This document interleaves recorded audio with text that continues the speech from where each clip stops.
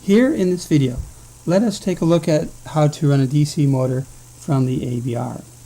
The DC motor has two wires coming out of it. In this example, the DC motor is running a fan, and again we have two wires coming out of the motor. Those two wires need to go to a positive voltage and to ground.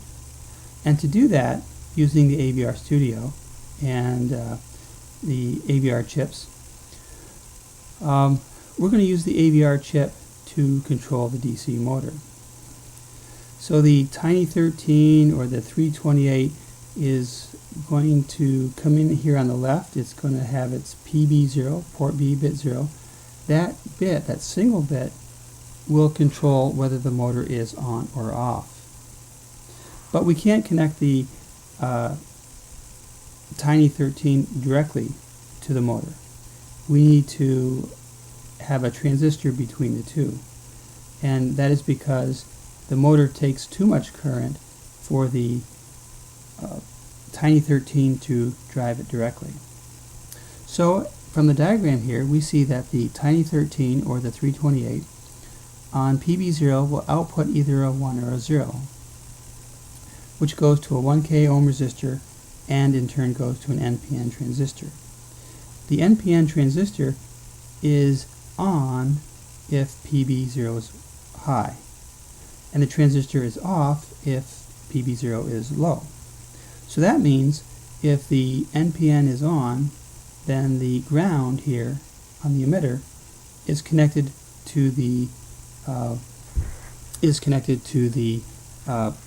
collector of the transistor.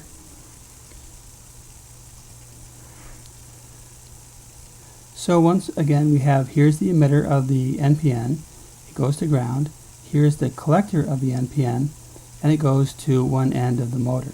The other end of the motor goes to 12 volts.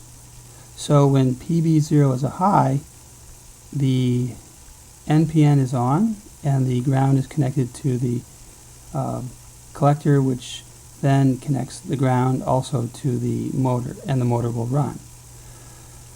If PB0 is on, the motor runs. If PB0 is off, the motor is not energized. Although, due to its rotational inertia, the motor could keep spinning.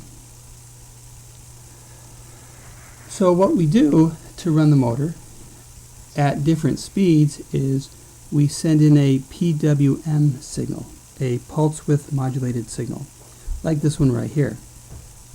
When as shown by this waveform, when PB0 is a high, the motor is running, and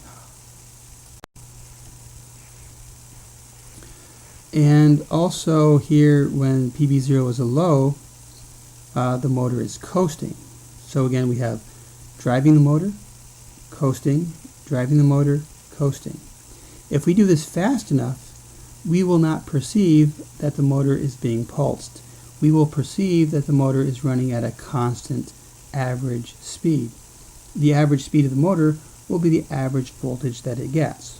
So the more high time that we give it, the faster the motor will go. And of course, when these pulse widths become narrower, then the motor will slow down. In your software, you send to PB0 a 1, and then you delay for whatever time you think is appropriate. It could be maybe a 50th of a second. Maybe you want to give 50 pulses per second. So this is, not a full second, it's not a minute, it's not an hour, it's fractions of a second. And then you turn this off to PB0, the motor will coast, and then you delay for the T2 time period. And then you put this into a loop, and you sit here and you loop on these two things. You do this one, and then you do this one, and then you repeat that at infinitum. So once again, the more high time you give it and the less low time you give it, the faster the motor will run.